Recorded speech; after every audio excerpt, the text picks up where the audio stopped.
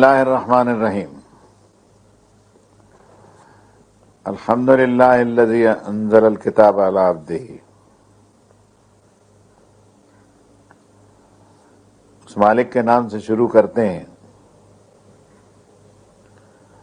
جو بہت مہربان ہے، نہایت رحم کرنے والا ہے. ہمارے سب کاموں کی ابتدا اسی کے نام سے ہوتی ہے.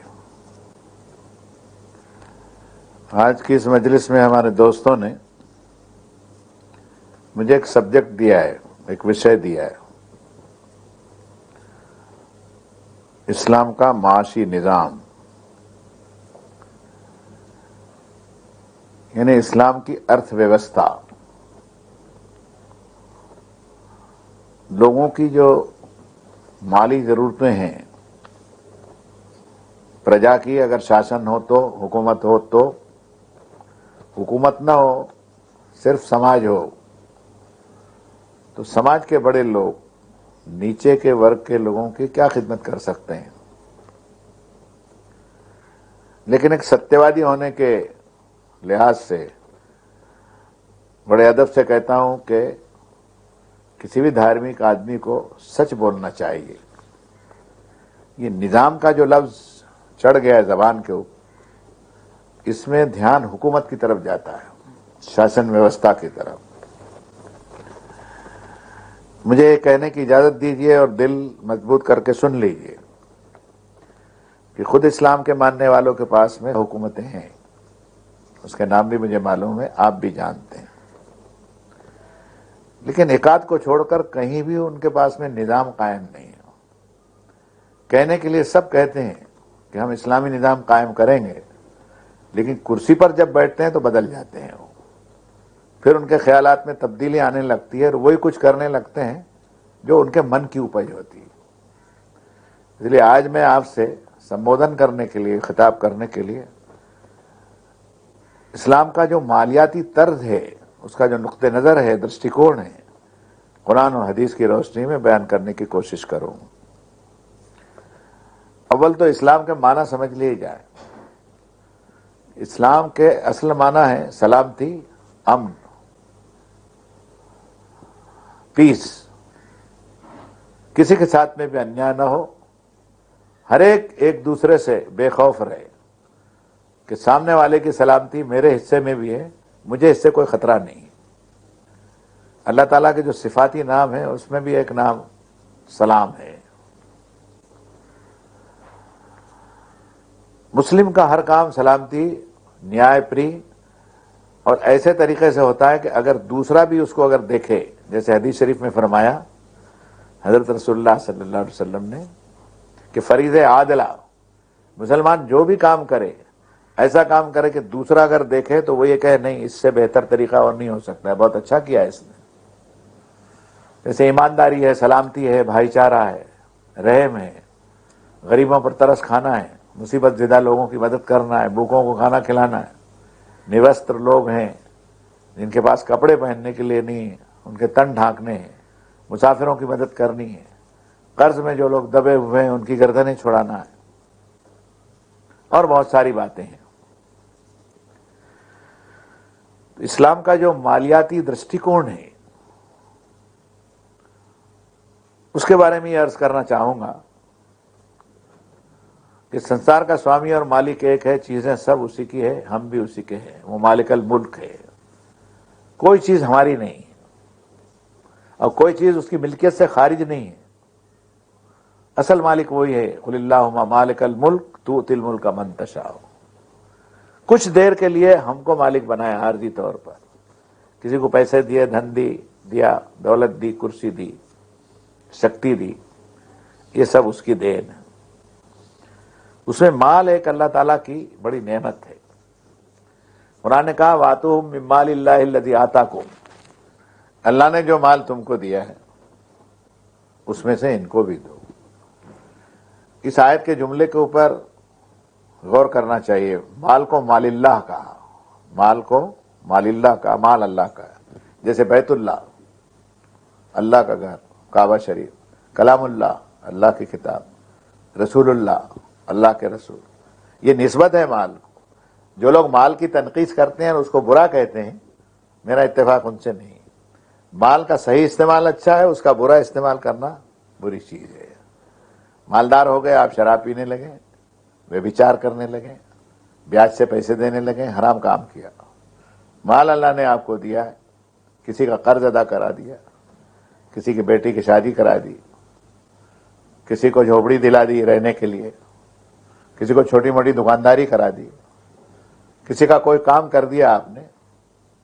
یہ بڑا کام ہوا ہے کہ اللہ کی رضا چاہنے کے لیے ایک ذریعہ ہے. اس لیے فرمایا یوتی مال ہو یتزکا. مومن جو ہے وہ اپنا مال اللہ کے راستے میں دوسروں کو دیتا ہے کہ ستھرا پن آ جائے اس کے مال میں، اس کے تزکیہ آ جائے، اس کے مال میں پوترتا آ جائے. اب یہ کہنا چاہیں گے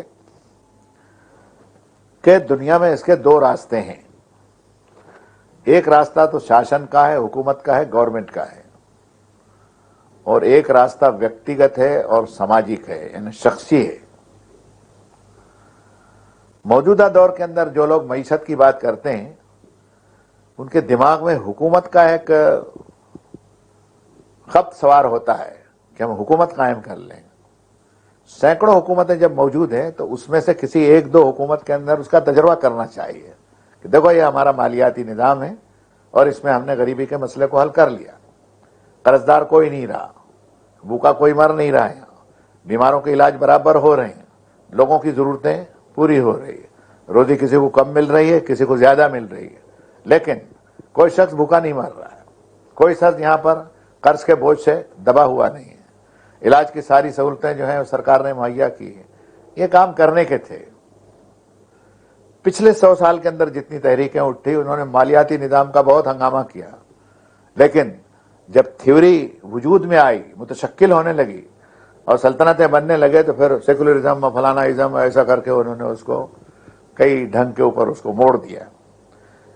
میں اس وقت یہ کہنا چاہوں گا کہ سلطنت اگر ہمارے پاس میں نہیں ہے تو سماج مر تھوڑی گیا ہے. ویکتی تو زندہ ہے نا. ویکتی سے سماج ہے، سماج سے حکومت ہے. اسلام نے نشانہ ویکتی کو بنایا، یعنی شخصیت کو، آدمی کو بنایا. اس سے کہا کہ یہ مال تیرے پاس میں. مثلاً ایک آیت پڑھتا ہوں، قارون کا نام آپ نے سنا ہوگا. یہ بہت بڑے ٹھیکیدار اور بہت بڑے پیسے والے آدمی تھے. حضرت موسیٰ کے چچا زاد بھائی بھی مفسرین نے ان کو بتایا. اتنا مالدار تھا، اتنا مالدار تھا کہ قرآن نے کہا کہ وَآتَيْنَاهُ مِنَ الْكُنُوزِ مَا إِنَّ مَفَاتِحَهُ لِتَنُوءَ بِالْعُصْبَةِ أُولِي الْقُوَّةِ. اتنے خزانے ہم کو دیے تھے کہ ان خزانوں کی چابیاں اتنی وزندار ہوتی تھی کہ بڑی بڑی جماعتیں اٹھاتے اٹھاتے تھک جاتی تھی. آپ اندازہ لگا سکتے ہیں کہ کروڑوں اربوں خربوں، یعنی آج کے زمانے میں ڈالر تو نہیں کہہ سکتے، لیکن اس زمانے میں جو سکہ ہوگا اور جو سادن ہوگا. حضرت موسیٰ کے لوگوں نے اس کو اترانے پر اور اس نے اپنے مال کا ڈیکوریشن کرنا اور دھوس جمانا اور اس کو فضول خرچ کرنے کا جو اس نے راستہ اختیار کیا تھا اس میں ان کو منع کیا. منع کرتے وقت جو ایک اصل بات کہی ہے اسی کا میں سہارا لیتا ہوں، پورا قصہ نہیں بتا سکوں. ان کا وَابْتَغِ فِيمَا آتَاكَ اللَّهُ الدَّارَ الْآخِرَةَ وَلَا تَنْسَ نَصِيبَكَ مِنَ الدُّنْيَا وَأَحْسِنْ كَمَا أَحْسَنَ اللَّهُ إِلَيْكَ. ان کا قارون بھائی ہم تم سے یہ نہیں کہتے کہ یہ مال کو برباد کر دو، لیکن جو مال اللہ نے تم کو دیا ہے اس میں آخرت کا گھر بنا لو کہ مرنے کے بعد تم کو وہاں پر اللہ کے یہاں اس مال کے خرچ کرنے کا اجر ملے. اور اللہ نے جو تم کو مال عطا فرمایا ہے، مالی سہولت دی ہے، احسان کیا، وہ احسان تم اللہ کے ان بندوں کے اوپر بھی کرو. تو نتیجہ یہ ٹھہرا کہ وہ ورگ جو کچلا ہوا ہے، دبا ہوا ہے، اور رزق کے سادھن میں کچھ لوگوں نے قبضہ جمع کر کے بہت ساری دولت حلال طریقے سے یا حرام طریقے سے جو بھی جمع کر لی ہے، اس کی تعداد اتنی ہے کہ اگر اس کا صحیح استعمال ڈھنگ اور طریقے سے ہو اور خدا کے بتائے ہوئے طریقے سے ہو تو دنیا میں جو یہ غریبی اور یہ افلاس آج تمہیں دکھائی دے رہا ہے وہ دیکھنے کے لیے نہیں ملے. یہ قرآن مجید کی ایک آیت ہے. فرمایا فَلَقْتَحَمَ الْعَقَبَةَ وَمَا أَدْرَاكَ مَا الْعَقَبَةُ فَكُّ رَقَبَةٍ أَوْ إِطْعَامٌ فِي يَوْمٍ ذِي مَسْغَبَةٍ. فرمایا انسان تم پریکشا کی، امتحان کی گھاٹی سے گزر نہیں سکا. پھر اپنے نبی کی طرف اشارہ کیا کلاسیکل لینگویج میں جو کتابیں نازل ہوئی اس کا ڈھنگ بڑا عجیب و غریب ہوتا ہے. اس نے کہا وہاں ادرا کا مل عقبہ، تم کو بھی کچھ معلوم ہے کہ عقبہ کس کو کہتے ہیں، گھاٹی کس کو کہتے ہیں؟ گھاٹی کس کو کہتے ہیں تمہیں کچھ معلوم ہے؟ فک و رقبتن، کسی کی گردن پھنس گئی ہے مصیبت میں، قرض میں، اس کو چھڑا دینا، جرمانے میں، قرض میں، کسی سود خور کے بوجھ میں، مکان بھی جا رہا ہے، یہ بھی جا رہا ہے، وہ بھی جا رہا ہے، گردن پھنسی ہوئی، اس کی گردن کو کوئی چھڑا دے، یہ بڑی بات ہے. او اطعام فی یوم ذی مسغبہ، بھوک سے نڈال کوئی ہے تو نے کھانے کا انتظام کیا، یہ تجھے اس گھاٹی سے چھڑانے کا ذریعہ ہے. تو مانو ماتر کی سیوا کرنا، انسانیت کی خدمت کرنا، غریب ورگ جو ہے اس کا حصہ دینا. فرمایا کہ وَآتُوهُم مِّن مَّالِ اللَّهِ الَّذِي آتَاكُم، اللہ کا وہ مال جو اللہ نے تم کو دیا تم ان کو بھی. اب ہم اس طرف آتے ہیں کہ پیغمبروں نے، اللہ کے نبیوں نے ہر زمانے کے اندر اس ارتھ تنتر کو، مالیاتی تقسیم کے رخ کو صحیح کیا. شاشن ہو تب بھی، حکومت نہ ہو تب بھی. کوئی ضروری نہیں ہے کہ شاشن ہو تبھی ہم نیکیوں کو کر سکتے ہیں، نہیں، شاشن نہ ہو ہمارے پاس میں تو بھی ہم سماجی طرز کے اوپر ہم اپنے غریب بھائیوں کے مسئلے کو حل کر سکتے. میں ایک بڑے عالم کے قول کا سہارا لیتا ہوں، انہوں نے بہت اچھی بات کہی، وشلیشن کیا، اس کی تفصیل بتائی کہ دو طریقے ہیں، ایک اختیاری ہے ایک غیر اختیاری. شریعت کے دو طریقے ہیں، ایک اختیاری ہے ایک غیر اختیاری.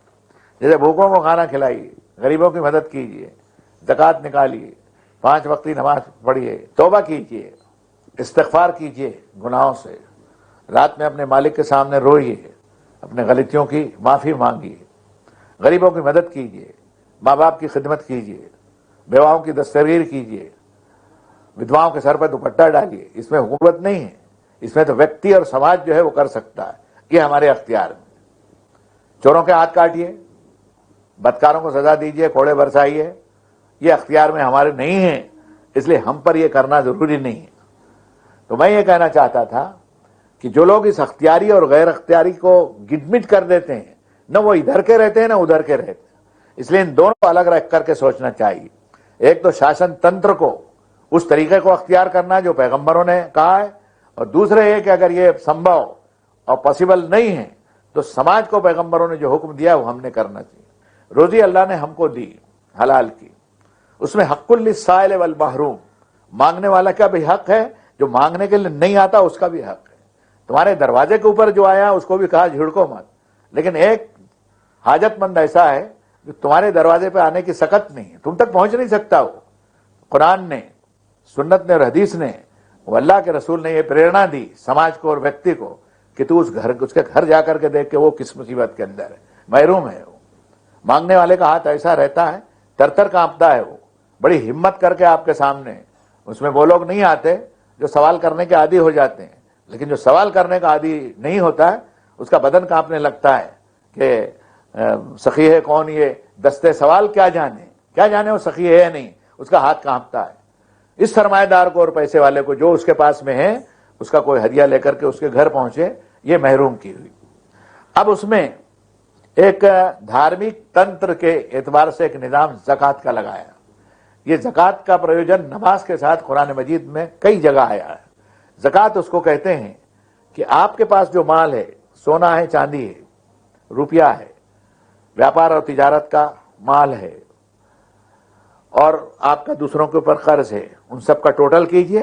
آپ پر قرض ہے وہ اس میں سے اتنا بات کر لیجئے، وضع کر لیجئے، پھر جو بچتا ہے اس کا 40واں حصہ یعنی 2.5، 100 میں سے 2.5 روپے، لاکھ میں سے 2500 روپے، اتنی زکوٰۃ اس کی ہوتی ہے.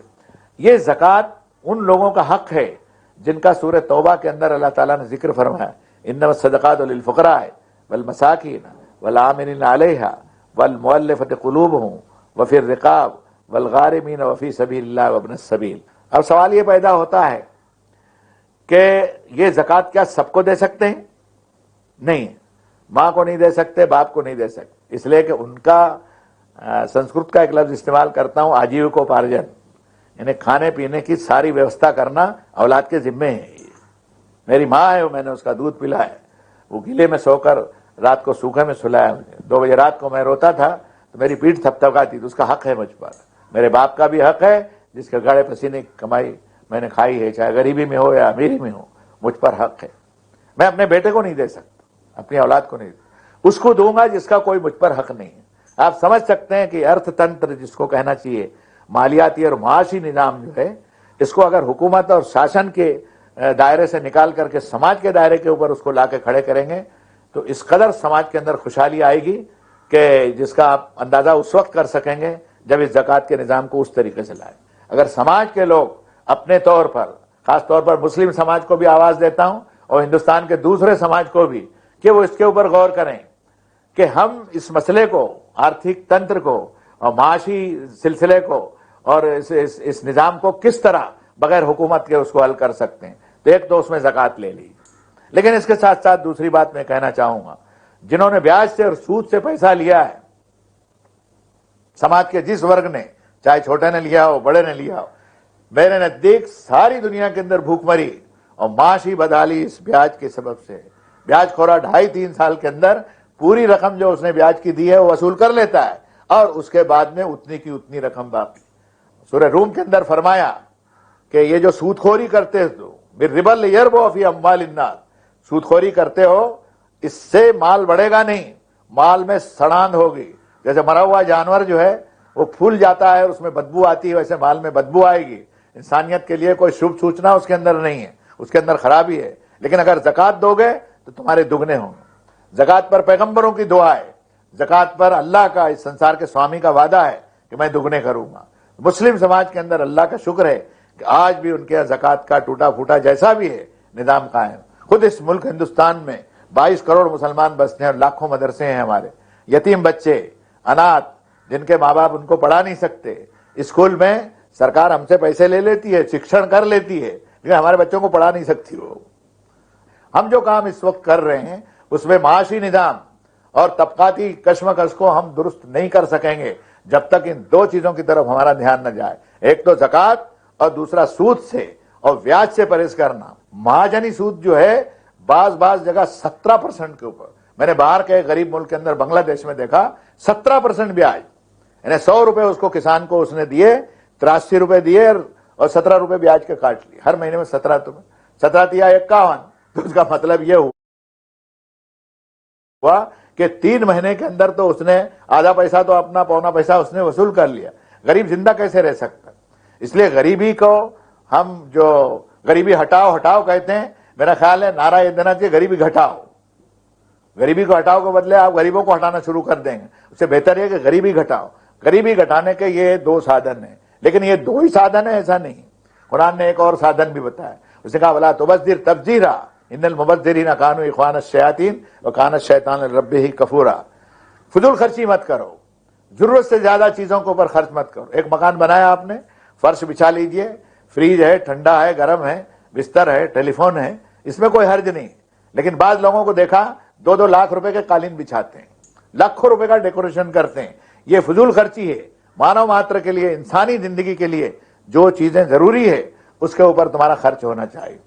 ناچ گانوں کی محفلوں میں لاکھوں کروڑوں روپے خرچ ہوتے ہیں، چیزوں کا ناش کرتے ہیں۔ پیغمبروں نے کہا چیز کو ویسٹ مت کرو، چیز غریب کے ہاتھ میں دو، چیز اللہ کے نام کے اوپر دو اور اپنی نجات کا دروازہ کھول لو، دنیا میں بھی اور آخرت میں۔ آپ دیکھیں گے ہمارے کتنے تہوار ایسے ہیں جس میں لاکھوں کروڑوں روپیہ جو ہے ہم برباد کرتے ہیں، جو کسی غریب کی دوا کے کام نہیں آتا، اس کے قرض کی ادائیگی میں کام نہیں آتا، اس کے بچوں کی پڑھائی میں کام نہیں آتا، اس کے کپڑوں کے اندر کام نہیں آتا، اس کے مکان کی چھوٹی جھوپڑی کی رہائش کے اندر بھی کام نہیں آتا۔ پیغمبروں نے سارا پروجن کیا۔ تو فضول خرچی کے اوپر اسلام نے، قرآن نے پابندی لگائی اور منع کیا اور ان کو شیطان کی برادری کے لوگ بنایا۔ دوسری چیز اس کے اندر یہ سمجھنے کی ہے کہ زکوٰۃ کا جو رقمیں ہیں، اس کے ہمارے یہاں علماء بہت سے مسئلے بتاتے ہیں، ان کو پوچھتے بھی رہتے ہیں لوگ اور لوگوں کو عام طور پر معلوم بھی ہے۔ میں اس میں اتنا ہی کہنا چاہوں گا کہ چیز اللہ کے نام پر مستحق آدمی کا جو اس کا قرض دار ہے اور اس کا قرض ہے ہم کے اوپر، ہم کوئی احسان نہیں کر رہے ہیں، اس کی چیز تھی اس کے ہاتھ میں دی، تو 40ویں حصے کا ایک مطلب یہ بھی ہوتا ہے کہ ایک شخص اپنے مال کی زکوٰۃ نکالتا ہے، 40واں حصہ 40 برس کے بعد میں وہ پوری دولت اس کے پاس تو جیسی ہے رہے گی، لیکن غریب کے گھر میں بھی چلے جائے گی۔ یہ قرآن مجید نے ایک آیت کے اندر ایسی بات کہی کہ قرآن کے سوا کوئی کہہ نہیں سکتا، لِكَيْ لَا يَكُونَ دُولَةً بَيْنَ الْأَغْنِيَاءِ مِنْكُمْ۔ دولت جو ہے اس کی چلت پھرت اور اس کا سرکولیشن صرف مالداروں میں بھی نہیں ہونا چاہیے، ان کے گھروں سے بھی اس کو گزرنا چاہیے۔ یہ بالکل سریتا اور ندی کی طرح ہے کہ ندی کی نہر جو ہے آپ نے باندھ دیا اس کو، کسی اور کے ہاں اس پائپ لائن نہیں جا سکے گی، تو سمجھو مال کو آپ نے روک لیا۔ اس لیے وہ چاہتا ہے کہ مال کا سرکولیشن ہو۔ سود کو بند کرنے کے بعد میں سود خور جو ہے وہ خود بیپار کی منڈیوں کے اندر آئے گا، یا کسی غریب کو اپنی رقم دے کہے گا بھائی بدن کی محنت تو کر، رقم میں دیتا ہوں، آدھا تو نے لینا آدھا میں نے لینا۔ اس طرح مہاجنی سسٹم جو ہے اس کو ختم کرنے کے لیے بھی اس کا پروجن ہے۔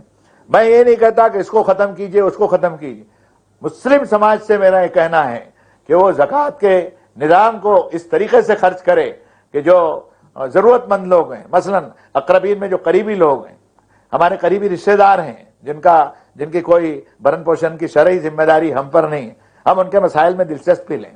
انہوں نے مہاجنی سود سے کسی سے قرض لیا ہے، ان کے قرض کی ہم واپسی کا انتظام کریں، ان کی بیماریوں میں، ان کے گھر اور مکان کے اخراجات میں، ان کی بچیاں سیانی ہو گئی اور کسی طرح اٹھ نہیں رہی تو اس کو ٹھکانے لگانے کے اندر کتنی ایسی چیزیں ہیں جس کے اندر ہم خرچ کر سکتے ہیں۔ اس طرح سماج اللہ کا فضل ہے، مجھے کوئی شکایت نہیں ہے، مسلم سماج اللہ کے فضل سے کرتا ہے، لیکن اس کو کرنے کے لیے اور ہاتھ ہمارے آگے بڑھے، اور ہمارے وہ دیش واسی جس میں سبھی مذہب کے لوگوں سے میں کہتا ہوں کہ آپ کے مال کو نشٹ کرنے کے بجائے، اس کو ویسٹ کرنے کے بجائے اللہ کے بندوں کو غریبوں کے ہاتھ میں دیجئے، ان کی ضرورتوں کو پورا کیجئے اور اپنی نجات کا راستہ نکال۔ تو خیریت اسی کے اندر ہے کہ ہم مالیاتی نظام جو ہے اس کے بارے میں سیمینار کریں، ہم سوچیں اور اس کے راستے نکالیں، دوسرے بھائی بھی اس میں ہمارا ساتھ دیں، اس لیے کہ کوئی یہ صرف مسلمانوں کا مسئلہ نہیں ہے، دوسری قوموں کے اندر بھی غریبی ہے، اس غریبی کو دور کرنے کے لیے اور اس میں ان کی مدد کرنے کے لیے ہم جو کچھ کر سکتے ہیں اس کے راستے ایک تو زکوٰۃ سے نکلیں۔ دوسرے اسلام کی یہ خوبی ہے، تہوار ہوا آپ کا، تہوار میں خوب دھوم دھام نہیں کی، آن دھویا، اچھے کپڑے پہنے، عید کی نماز پڑھنے کے لیے گیا اور اناج نکالا اس نے، جس کو فطرہ کہتے ہیں۔ میں کہتا ہوں کہ ہم اس سماج میں ڈھنگ اور طریقے سے کام کریں، زکوٰۃ کا اور فطرے کا۔ اچھا اس کے علاوہ صدقات، کوئی گناہ ہو گیا، کوئی قسم کھا لی، توڑ رہا ہے، 10 مسکینوں کو کھانا کھلاؤ، کپڑا پہناؤ۔ اپنی عورت کو کچھ الٹی سیدھی بات کہہ دی، فرمایا 60 روزے رکھو، نہیں تو 60 مسکینوں کو، 60 غریبوں کو کھانا کھلاؤ یا اس کو کپڑا پہنا۔ مطلب اپنے گناہ کو، اپنے پاپ کو क्षमा مانگنے کے لیے اپنے مالک کے پرتی وہ وفادار رہے اور غریب کو وہ مال دے۔ اس طریقے سے اگر ہماری زندگی کا عمل ہوا تو دھرم کو ہم، مذہب کو ہم ارتھ تنتر کو درست کرنے کے لیے استعمال کر سکتے ہیں۔ خدا آپ کی اور ہماری حفاظت فرمائے۔ اللہ اللہ اللہ اللہ، لا الہ الا اللہ، اللہ اللہ اللہ، لا الہ الا اللہ، یا اللہ یا